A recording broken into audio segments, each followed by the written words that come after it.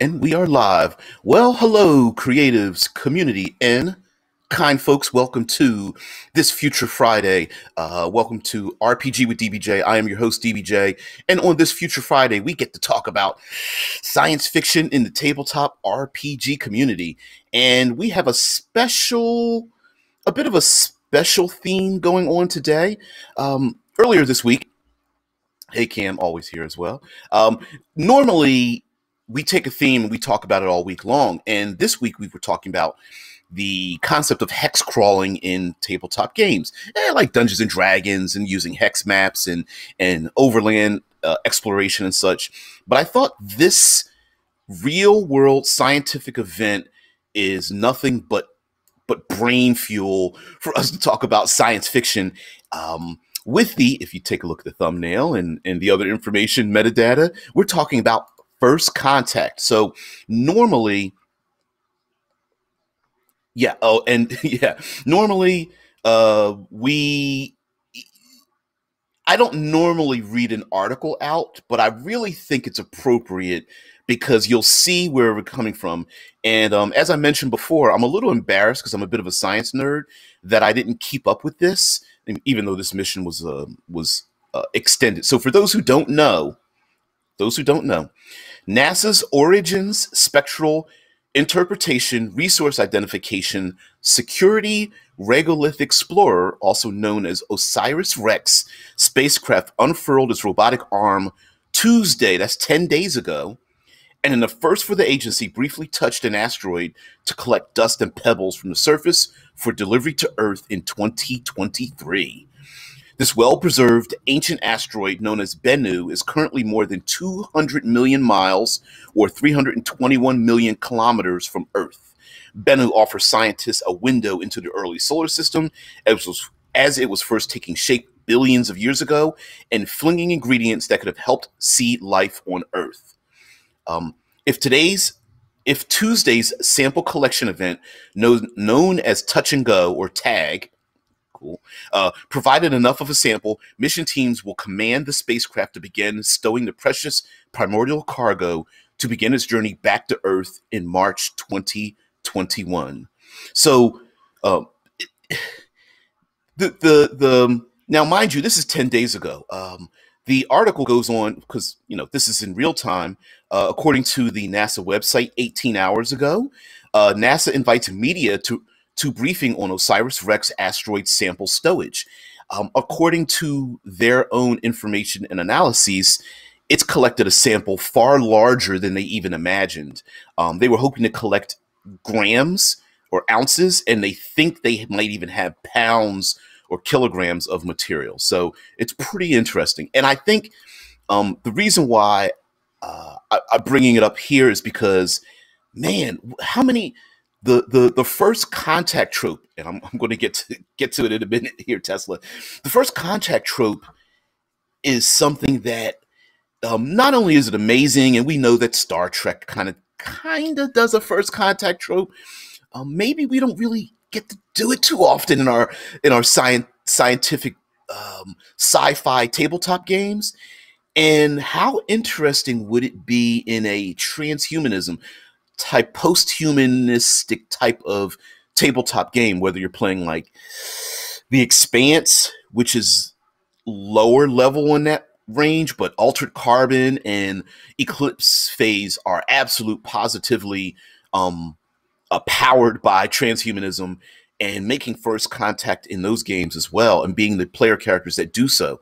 Now, the reason why I say it would be interesting is because if we extrapolate how society in these games, when it comes to cortical stacks and resleeving and biological bodies versus synthetic bodies, or mixing and nanotech, and being able to Zox or copy people's brains and edit your minds and psychic abilities, and then if you extrapolate that out to an alien civilization, what does first contact even look like? Like, is it the tropish giant alien sorcerer floating above our world, and an alien walks down a ramp and holds up their hand and we say hello?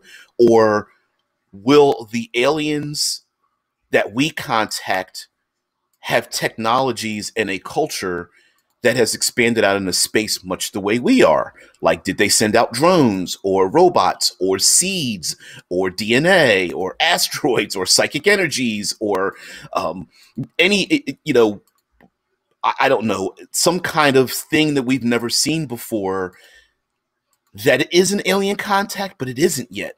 And then what happens, just like the articles that I just read, how does society react? And of course, since we're talking about tabletop gaming, what are the other factions doing when this is happening? If the player characters are first, if you're the first in a gold rush, who's coming behind you? Who is jealous, envious? The seven deadly sins, right? Who's vengeful that you've done this thing before them? What have you stolen? Who's too lazy to do the thing but wants to take your steal from you and take ill-gotten gains from you because you've done this successful thing? First contact usually isn't a one and done. It is a real, or should be a real, dynamic storytelling thing. So we're going to get into that. I'm going to read thank you very much, Tesla Ranger, for always giving us some excellent TV tropes. And so we're going to talk about the TV trope, or at least I'm going to read it out. So the first contact TV trope, of course, you can find this over at tvtropes.org, says, since man has known what sort of sphere we live on, we have looked at the stars and wondered, are we alone? In that vast empty universe, are there any other intelligences gazing up at our star from under an alien moon? A common theme is speculative fiction. Science fiction writers have loved to speculate for decades what that pivotal moment will be like, the day we first make contact with an extraterrestrial intelligence.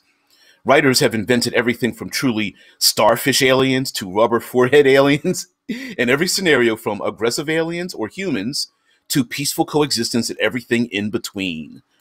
The name for the trope and the term itself comes from the 1945 Murray, I'm going to pronounce it, Leinster novelette First Contact.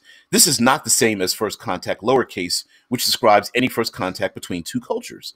Expect someone to make a statement or speech about what a pivotal moment this is for the human race. You may find religious fanatics who claim the aliens are devils, angels, or even gods. Unless the aliens are sufficiently advanced or it is hand-waved, there may be communication difficulties and misunderstandings, sometimes leading to outright war. And it goes on to talk about the many of the other tropes in First Contact. And what I think would be amazing in a First Contact, especially the way the role-playing game Eclipse phase mentions it, is that First Contact and aliens should never be easy. Like, they specifically point out, like, no rubberhead foreheaded aliens, right? It shouldn't be, oh, I come in peace, great, hug it out, right? It should never be like that. Red Dice Diary says, I like the model used in the film Arrival, where big spaceships arrive over major cities and the aliens allow people on board, but their method of communication is very different. Oh, dude, Arrival is...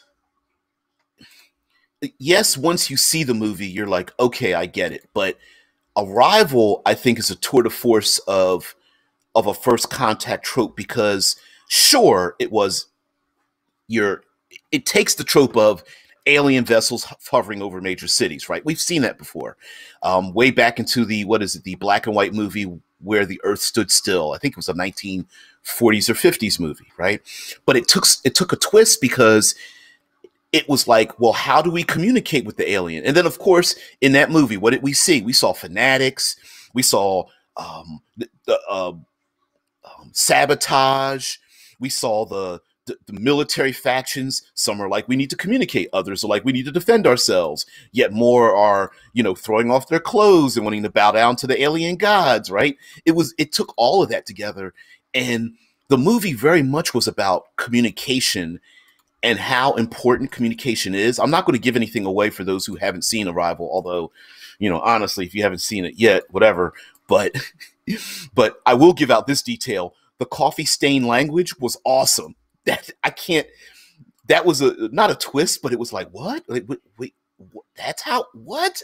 That was a very unique method of of communication, non-linear communication. It was sweet, and I really I really appreciated. I'm a sci-fi head at heart, so I really appreciated that. Yeah, Red Dice says, yeah, that circular writing looked great and felt really alien as well as the fact that the aliens themselves were alien enough, you know, and like going back to Eclipse phase, even in the world of Eclipse phase, there are things known as Pandora gates.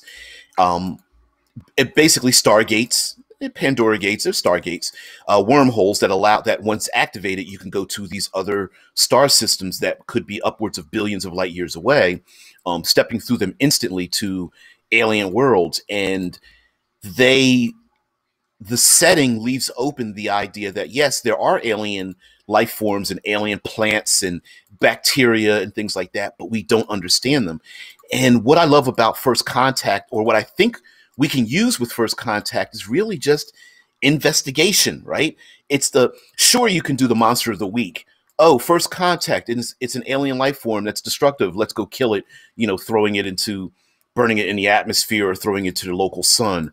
But what if it's better than that? What if it offers some kind of cure for a disease, or stops some kind of a nanotech spread, or instantly removes heavy radiation or something? It's a panacea for something really, I don't know, calcium deficiencies or something. And then the PCs are like, great, can I use this to enhance my character? And you're sitting there like with an evil smile, like, you sure can. And then things start to unravel. Is this just a gift from aliens, or is it really a virus that's alive? It, as suggested in the not very well done movie Prometheus, are there factions of aliens and we're stuck in the middle of an alien civil war? Things like that. And I think First Contact allows us to do that, and we can do it long form, right?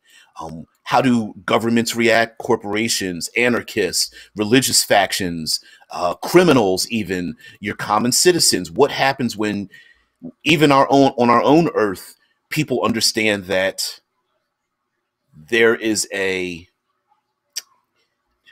we will rethink our place in the universe the minute we find alien life, even if it is bacteria somewhere else. And how much, or how fragile even, some of the things we hold dear could shatter and break. And in some ways, this is kind of weird, but your classic post-apocalyptic setting, meaning everyone, World War III, fill in the blank of how that happens, whether we did it to ourselves, or we had a big war, or machines take over or something. In many ways, First Contact is the smallest post-apocalypse we can think of that is a thing, right? It really is a thing. Yep. Tesla puts into our Discord, the day the Earth stood still, 1951. I was off and saying in the 40s. Cameron says, I like the idea of trade being the center of a First Contact. Trade can be very complicated. It would be interesting to encounter a business made of many different alien species instead of just one. Exactly. Like, one of the First Contact tropes is membership card, right? I don't know if that's a real name, but one First Contact trope is the membership card, meaning like we go out into space, or space somehow invites us out there, and then we find out it's not just one alien, it's like everybody. And they're like, yeah, you're gonna have to alter yourself to us. What's the movie Valerian and the City of 1,000 Planets is an example of that, where you have all these alien species and it's not Earth or humocentric. It is like, no, you want to talk to us? You better put on a gas mask, because we breathe methane, or we live in zero gravity, or we live underwater, or we live in irradiated with extreme ultraviolet light, And like you said, Cam, like, trade might be kind of crazy. Like, in District 9, the aliens love themselves some cat food. So to us, it might be something insignificant, but for an alien race, it might be addictive.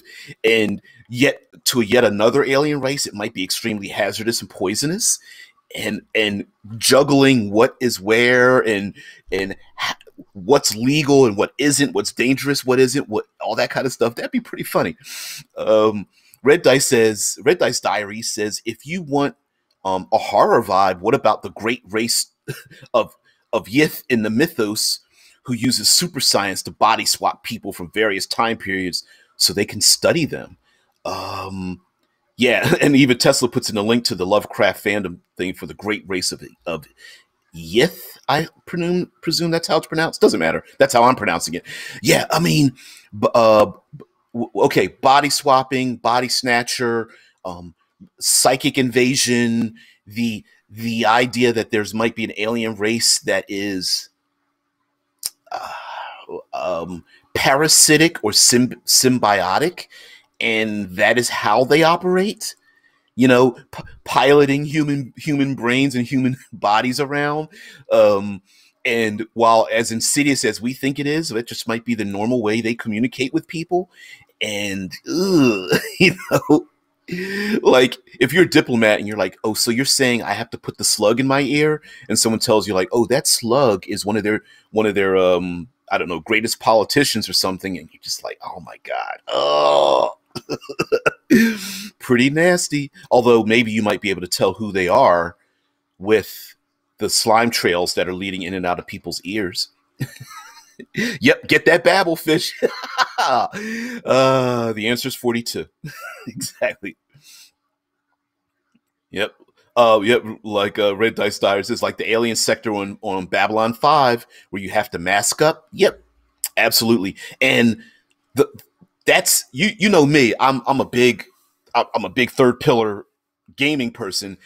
How interesting would it be to have a running gunfight where you have to go through different alien environments while chasing or being chased or having a fight between people, knowing that your gunfight might have detrimental effects based on where you're located? You know, that, I mean, high gravity, noxious fumes, flammable gases, all that kind of stuff. It'd be pretty interesting. The complete darkness, you know, where it's not just pitch black, but maybe, I don't know, maybe there's some way they can absolutely positively remove all light or something. That'd be pretty interesting. The Uplift series. Okay, Tesla puts into the Discord, the Uplift series is a science fiction series created by author David Brin. Several centuries into the future, humanity has matured as a species, cleaned up the earth, more or less achieved world peace, and even used genetic engineering to bestow sapience on chimpanzees and bottlenose dolphins. However, Earthlings made contact with an intergalactic multi-species alien civilization and find out that they're extremely primitive by galactic standards. Every other spacefaring species got where it is by being uplifted by a patron race and were handed amazingly advanced technology on a silver platter. Many species consider humanity's belief that they evolved sapience without genetic engineering to be a blasphemy worthy of extinction or enslavement. You know, the other thing that this satellite, this Osiris-Rex satellite, comes to mind is the I'm going to misclassify this, but follow me with this. It's the panspermia idea, where life has been seeded throughout the universe, and that our origins scientifically may come from, you know, alien sources. And so first contact might not be from aliens. They may be from beings that are where we have a genetic, we are genetically a larger family biologically, and even aliens that may not look human who have developed and grown over their centuries in their own worlds may contact us in an effort to reunite us together. And maybe that's where there are unique technologies, because we end up being able to combine genetically with other alien species because we genetically are adapted to each other, which might be another set of circumstances that causes problems, right? While the rich and famous circumvent all the rules of keeping all of us quarantined, and they get together and want to, bump nasties with some aliens, and the PCs are like going like, don't, oh, what's happening here? And maybe alien species start spreading on Earth simply due to fanaticism and the desire for FOMO, fear of missing out, being the first to do a thing, right? Red Dice Diary says it adds an element of danger as well. Even if a shot only nicks, you could puncture your suit when you've got a world of problems. Then you've got a world of problems. You know what? Yeah.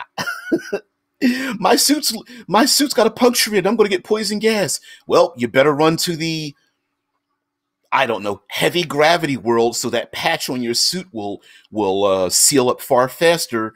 Or I don't know, heavy gravity district or something. I don't know.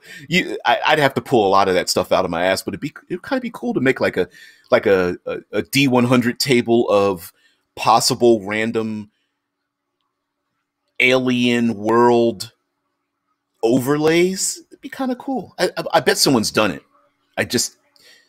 I can picture the table in my head. I just can't picture where it is. It might be Stars Without Number. I can't think of it. Anyway, Rickard says, gunfight chase, and the one the players are chasing runs into one of the alien sectors that happens to be breathing methane gas. Hells yes! Standing there with their arms like, go ahead and fire, mofos.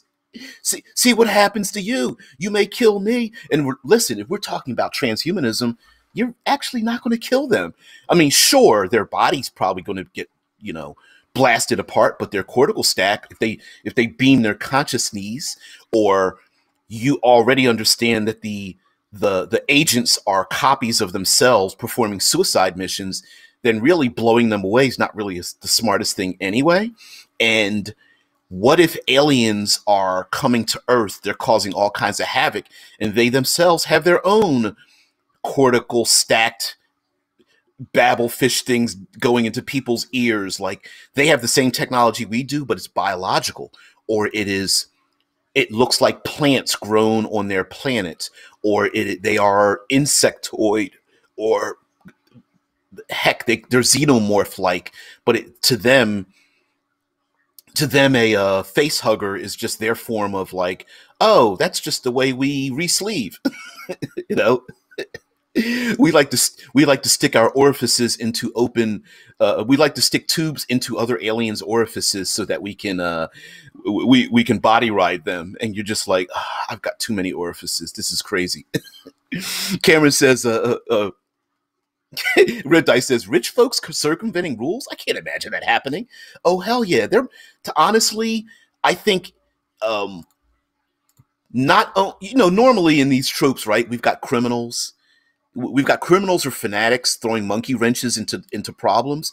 But I think the bigger problem are rich folks and politicians.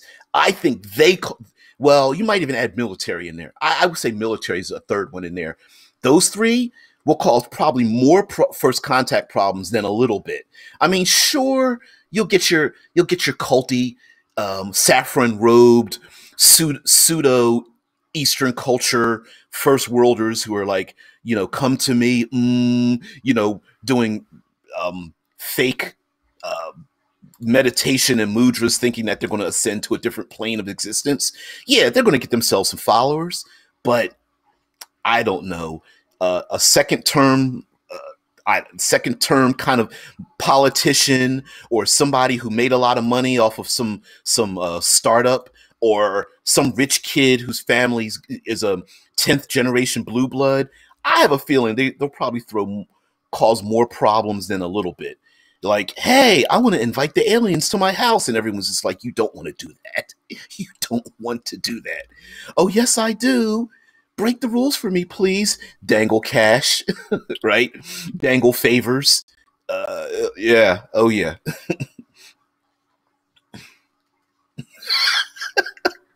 Red Dice says, that sounds like a great title for a sci-fi weapon book. Go ahead and fire, mofos.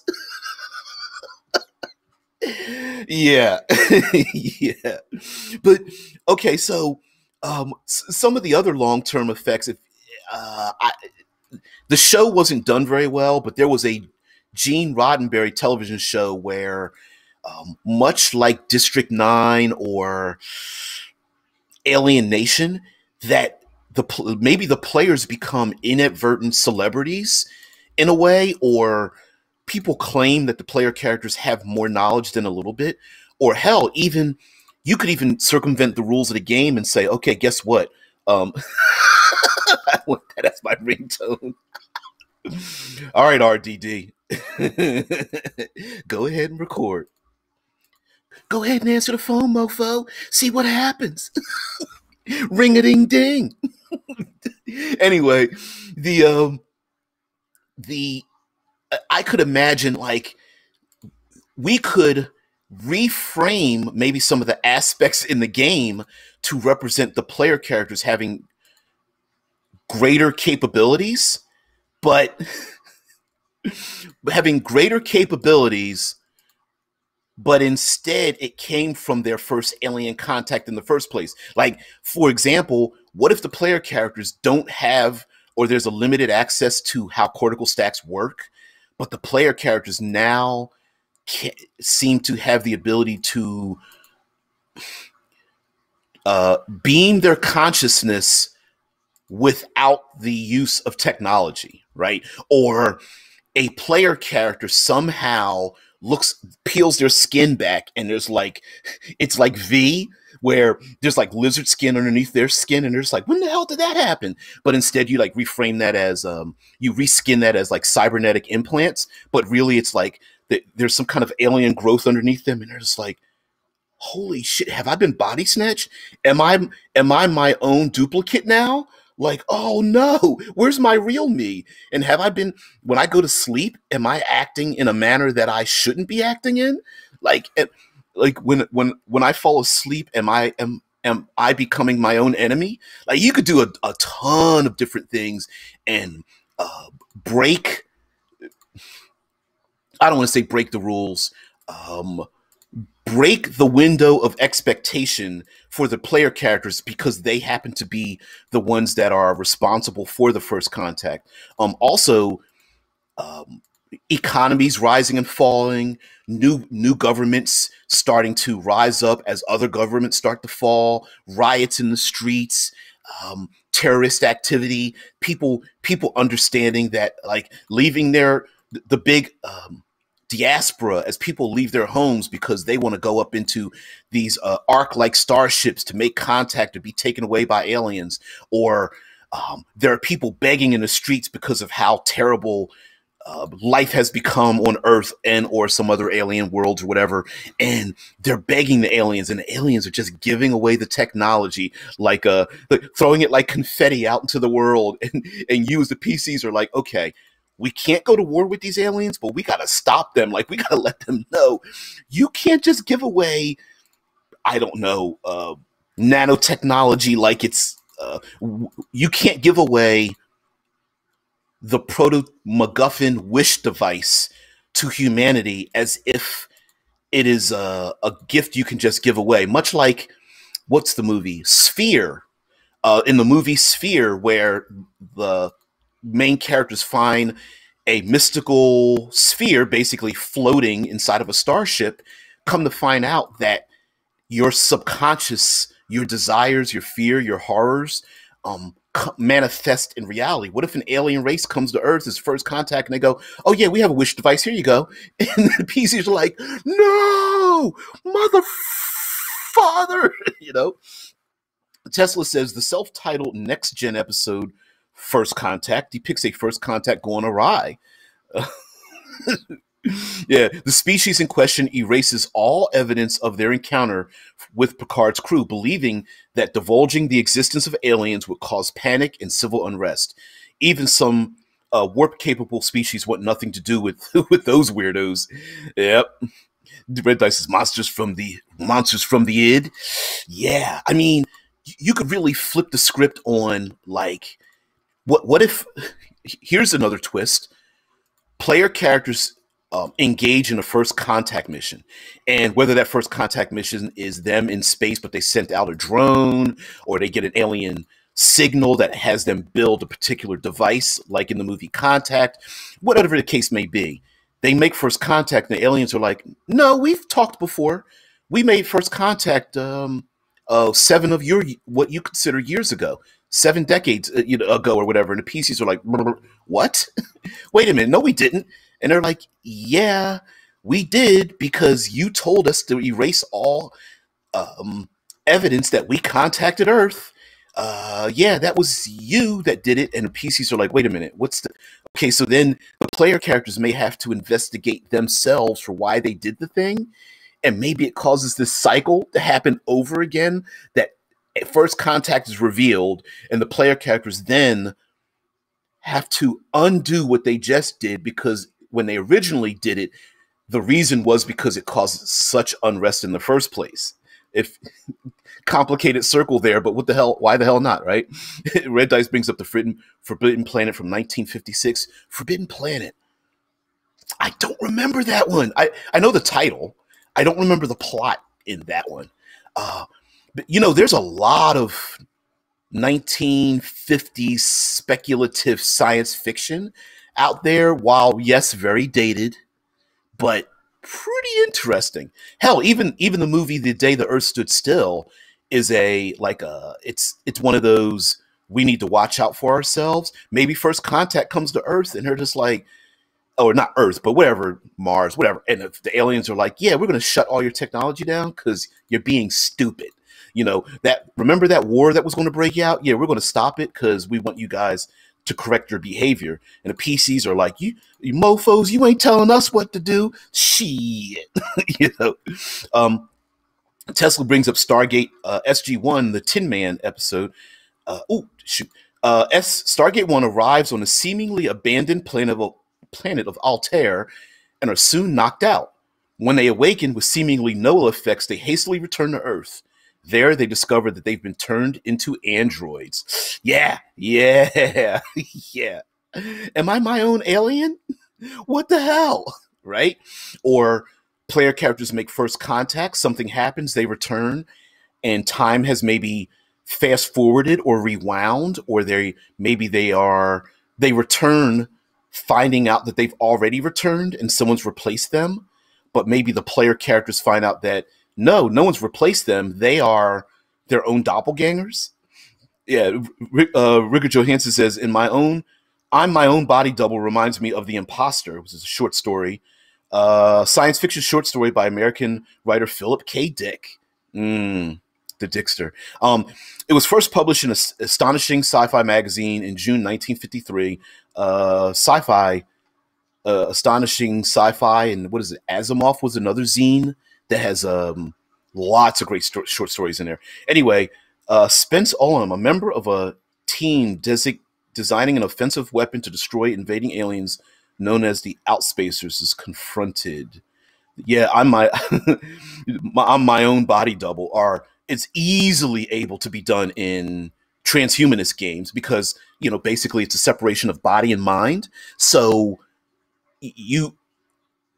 we talked about this plenty of times in our past episodes about unshackling our links to what we consider to be player character only information and access, and the game master's portion of that access, and how we can combine those two together to tell great stories rather than having confrontations about it. And one of those is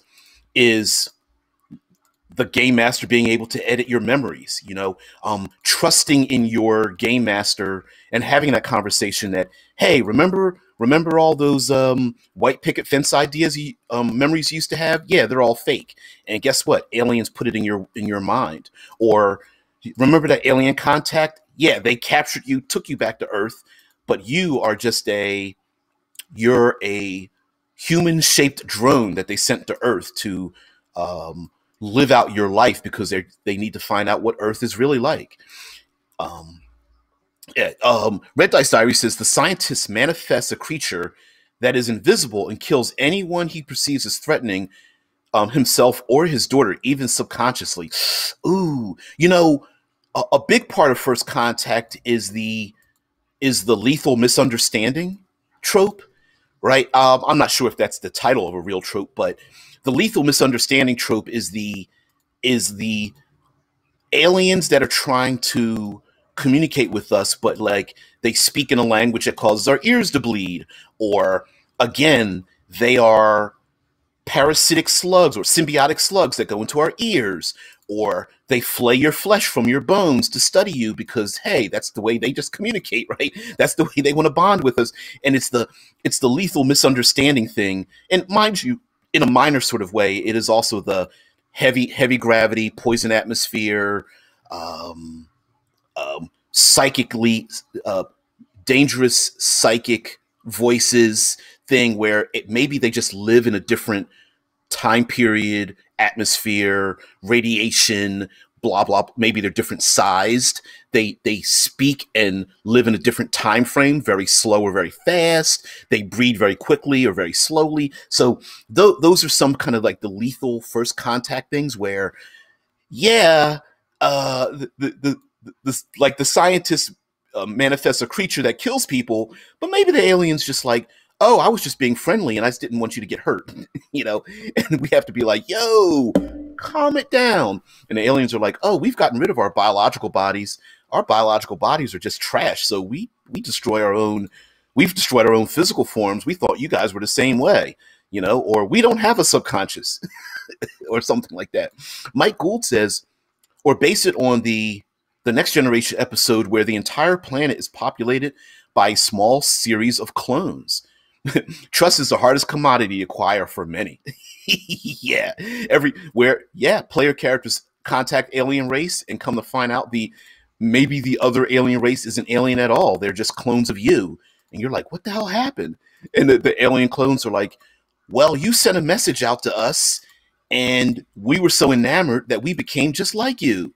Give us a big old hug. They're like, hells no.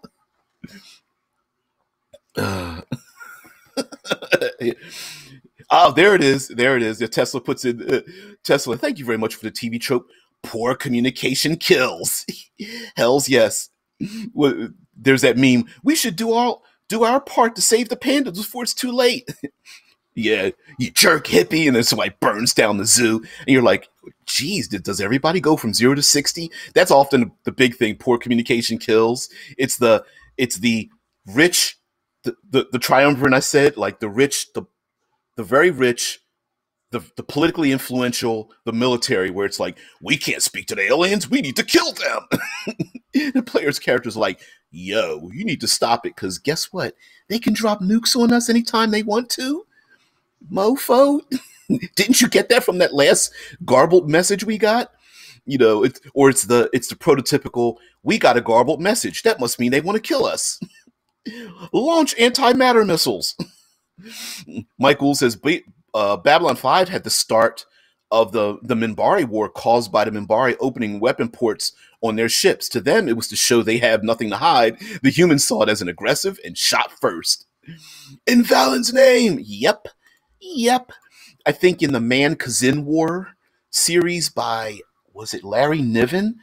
The Kazin they never turned their backs.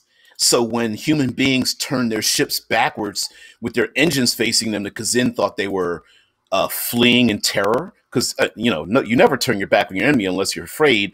And the humans use their engines as weapons against the Kazin.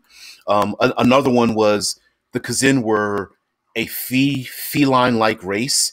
And when human beings laughed, it was exposing their teeth. And in the Kazin culture, exposing your teeth is an act of violence and aggression, like any predatory animal would. Like, what is that voice that sound you're making out of your throat? You're baring your teeth. And they're like, I'm laughing at a joke you said. We don't joke. As a matter of fact, I think even in today's, I think there is a behavioral mutation amongst some dog breeds, like labs, that will bare their teeth in a mockery of human beings smiling. Which I've seen a number of times. It's kind of weird, but yeah, same thing. Rickard says, the question is, how did the humans know it was weapon ports if it was the first time they saw a Minbari ship? There we go with our assumptions, right? It makes it out of you and umption. Oh man, yeah. Yep. Mike Gould says we have similar misunderstandings in our own cultures. It's the yeah, yeah, Gaster Two Soul. It is transhumanism day. It sure is. The How about the it's the do you shake hands with an alien culture with your weapon hand or your shield hand? Right? Like I've got a shield in one hand and a spear in the other. Do I put my shield down with my weapon in one hand and reach out to grasp the hand of my unknown in first contact, or do I put my weapon down and keep my shield in my hand, right? And for either way, some cultures would find that extremely it might find it rude. Hell, shaking hands might be considered very rude in many cultures, as opposed to other forms of greetings or contact or things like that. You know, one culture might be like, "Hey, you better stay at arm's length," and other cultures like, "Give me a hug. Come on, man, we're best friends here. Come on in. Let me kiss you on the cheek, slobber." Yeah. Also, since we and of course we need to make this into a tabletop RPG format. If the player characters are agents, let's go with a classic agency, right? Player characters are firewall agents, or they are some kind of like covert ops, special ops agents, bodyguards, spies, what have you. The thing is, player characters might be privy to information that the rest of the society is not, which I think is a better um, holistically, I think it's better to give the player characters information other people don't have rather than trying to make it a mystery and keep information from the player characters, right? Because much like the movie They Live, the classic glasses that allow the two main characters, Roddy Piper and I think it was Keith David, to see aliens when everyone else can't. It puts the onus on the player characters to solve the situation, knowing the frustration that they really can't, or know that no one's going to understand that they have information someone else doesn't have, right? Like an invasion of the body snatchers is a classic trope of first contact where maybe the player characters come back from space, or first contact has happened and now the player characters know the first contact uh, landing party is infected or brought back something with them, and now the player characters are going around putting out fires that the rest of society is like, no, I think you're just paranoid. And the PCs are like, you dumb mofos, they're invading Earth or whatnot. Or like the miscommunication thing, maybe the player characters uncover, like in the movie, let's go back to Arrival, a language that has been misunderstood. And finally, one character is like, hey, listen, I understand what they're saying, and it's not what you think. And so now what's the classic short story? They When the aliens come to Earth and hand out wish fulfillment, and one character looks at the alien and says, "Oh, what is that you're reading?" And it's one of our great alien novels. And on the cover it says "How to Serve Man," and it's like, oh, maybe they're fattening us up to eat us. I don't know. I know I butchered the way that story goes, but you get the point, where maybe all the good things are happening. The player characters are at a disadvantage because there's so many advantages that society now has. And then the aliens are like, all right, click, crack knuckles. Like, now it's time to open up a can of whoop. Like, could you imagine what's the Predators from the Alien versus Predators dual franchise? The Predators come to Earth, hand out a bunch of wish fulfillment. Player characters are like, oh my goodness. Well, now it's a utopia. And then all of a sudden they're like, now that they have everything they want, we can start killing some mofos. Oh, here we go with all things 6 Degrees of Cthulhu. Hold on, I'll get to you in a minute, Gaster Two Soul. Mike Gould says Alien Nation and District 9 are great examples of cultural misunderstanding and refugee abuse in a first contact sense. Yeah, oh, absolutely. Like, those two are brilliant forms of aliens not being automatically assumed to be the superior, but also shows um, shows a hyper focuses the manner at which humanity treats ourselves, right? And then layering that with an alien race where yeah, just because you're alien don't mean we don't abuse you. We're going to find some reason to hate on you because we love to export prejudice. Yeah, we find great reasons to have some kind of like prejudicial reaction to others, to the other. We love to we love to hate what we fear, and a lot of times we don't like to go. It takes a while for us as a society get past that fear level. You know what I mean? Michael says, "Enemy Mine is another great example of wars based on expansionism and colonialism." Yep. Um, Enemy Mind, a great bottle movie. A bottle movie meaning like a complex story told in a limited fashion with very few characters. Enemy Mine, I think, still holds up too, as well as there was a television show, Space Above and Beyond, where it wasn't First Contact. It was war as First Contact, right? It's the eternal war with a misunderstood alien race where both races are at war, but they've never been able to communicate with each other well. And then, yeah, Louis Gossett Jr., one of despite disappearing after Officer and a Gentleman, was amazing in Enemy Mine. And you, what a what a great flip in that movie to make you go from like, oh, I hate these people to, damn, I hope he wins at the end, right?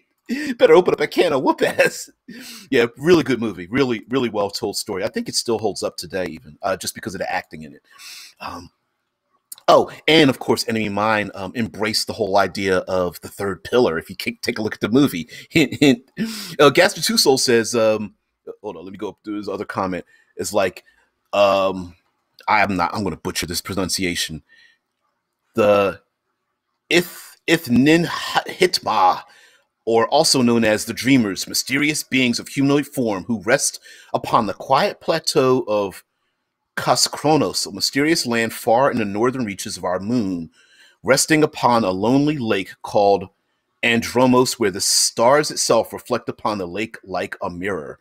Perhaps our agents somehow encounter these dreamers and, well, they accidentally piss them off, and now these guys are bending and molding reality, forcing these agents to find mysterious artifacts to kill these dreamers and to return the fabric of reality back to normal. Yeah, dreams made real, nightmares made real, and antagonists making it happen. Or maybe the antagonists aren't really... maybe the antagonists are like, be careful what you wish for, you just might get it, which in itself sounds pretty horrible. Castor's like, I did not just go 6 degrees. We just dived right on it. Sorry. You're like, yeah, forget that. We're going to go straight into Cthulhu. Oh, man. Tesla says, Ranger says, we never saw the aliens in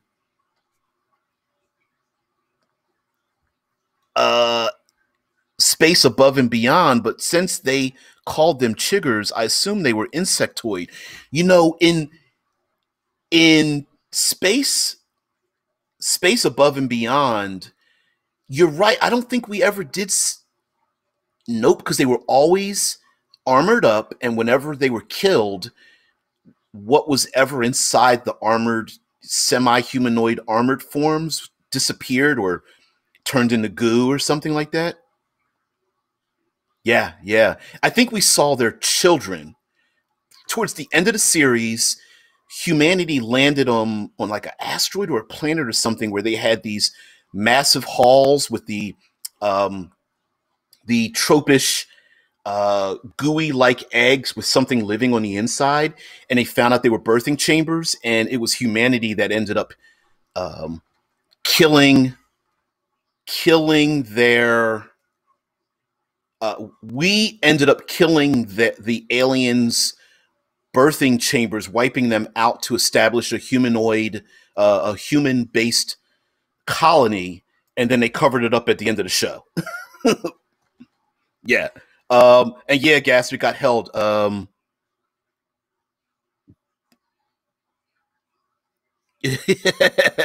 allow it. I'll allow it. Yeah, your comment got held because of the word chig. Yeah, and yeah, I know what they are because I in the Midwest too. Yeah, again, Gasper says. Two Soul says, "Don't get me started on chigs. As a man who grew up in the Midwest and ran in like tall grass fields, my legs got eaten up by chig bites.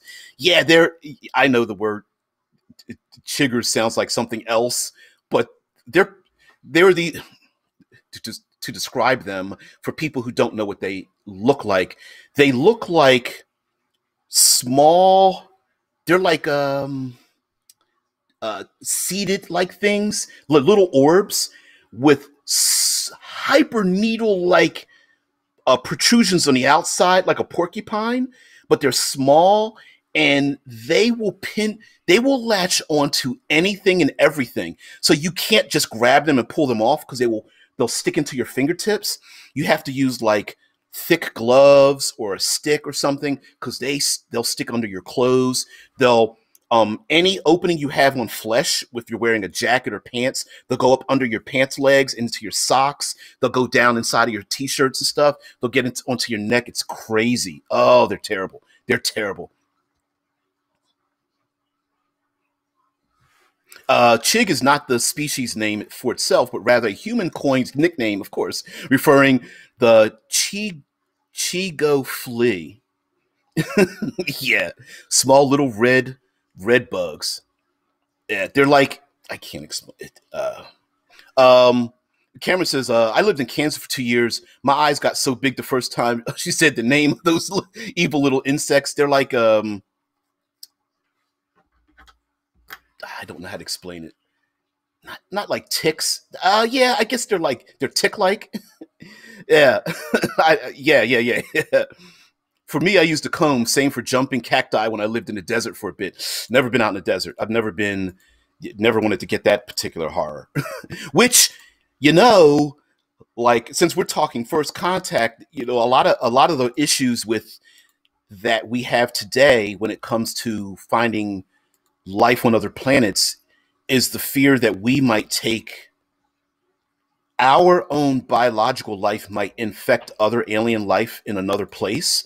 So, for example, every time we send something to another alien world, Mars, asteroid, whatever, we may inadvertently take our own biology with us because today we carry a lot of internals. We carry like things in our body, bacteria, viruses, and even other living things on our skin.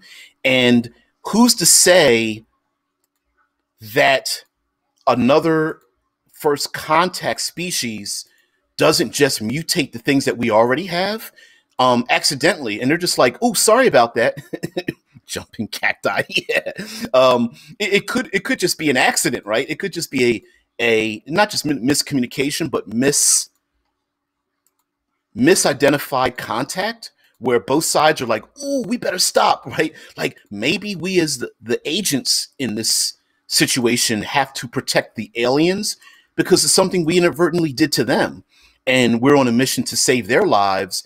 And maybe saving the aliens' lives is like humanity is like, humans come first, forget them, you need to save us. And we're just like, no, dude, you don't understand. We're literally annihilating aliens, and if we annihilate them, they might come back at us. So we really need to protect their lives or something. I could imagine even doing a running MacGuffin idea where maybe humanity is trying to save the lives of one or more aliens that are on Earth because people want to kill them or dissect them or use them as a bargaining chip or use them as a weapon. Hell, what if you could cattle prod an alien to cause a psychic scream that kills people? Why wouldn't a faction, corporation, government want to capture that alien and cattle prod them as often as they want, District 9 wise, to activate some kind of weapon or doomsday device or something like that, right? We saw that in District 9 when our protagonist was irradiated with that alien mutation and they cattle prodded his arm to activate those weapons, right? And it's like, let's just cut him up and use him. Maybe we could peel his skin off and use that as a glove and use the weapons for ourselves, right? Mike Gould says War of the Worlds in reverse in regards to biological infections. Yeah, that I mean, that would be a great mission. The PCs have to literally sterilize our own infection of an alien race before diplomacy breaks down, because they're like, you caused war against us. You're trying to attack us, and we're like, no, that's not what we didn't mean that. Yeah. Oh man. You guys over there in the Twitch talking about jumping cacti. Yep. Mike Gould says, it seems to be a common trope to make alien enemies into insects or robots in a desire to make the other as alien as alien as possible. Yeah, you know what? We do that a lot too, right? For example, in our real world, very few people are out there protesting to save cockroaches or whatnot, right? It wasn't until recently that people were like, we need to stop killing sharks, because we're pretty arrogant as a human species, right? If it looks cute, we need to save it. If it looks ugly, we could get rid of it. Mosquitoes are another thing. We need to kill all the mosquitoes, and it wasn't until recently that people were like, no. I know they're annoying, but we can't get rid of mosquitoes and bees. We need them, So in a lot of alien, yep, we only save it if it's useful. Yep. Yeah, bees we need. Yeah, but listen, we need bees, mosquitoes. We need the whole gamut of biological things in our world. But we're pretty arrogant. Listen, very few people donate money to things that are ugly, like cockroaches or spiders or mosquitoes, or saving the lives of what's something else that's pretty foul, snails and slugs or something like that, right? But we do that, right? We love to other the aliens to make them the things we hate or fear. Dragons are a perfect example of a fantasy version of the same thing, because of dragons basically the prototypical combination of everything we fear: alligators, predators, tigers, bats. What else? What are some other predator things? Snakes, fire. Look, combine all those things we're afraid of. Yep. I don't hate on them, man. I'm just saying it's a truism. It's a truism. Yeah. Man. Michael says, in the days of COVID, as post-pandemic fiction might be based on a world where humanity has become immune, but the galaxy isn't. Yeah. You know what? I thought, and this is a little bit of a post-apocalypse thing. I thought and I'm follow me on this as we get to the end of the show.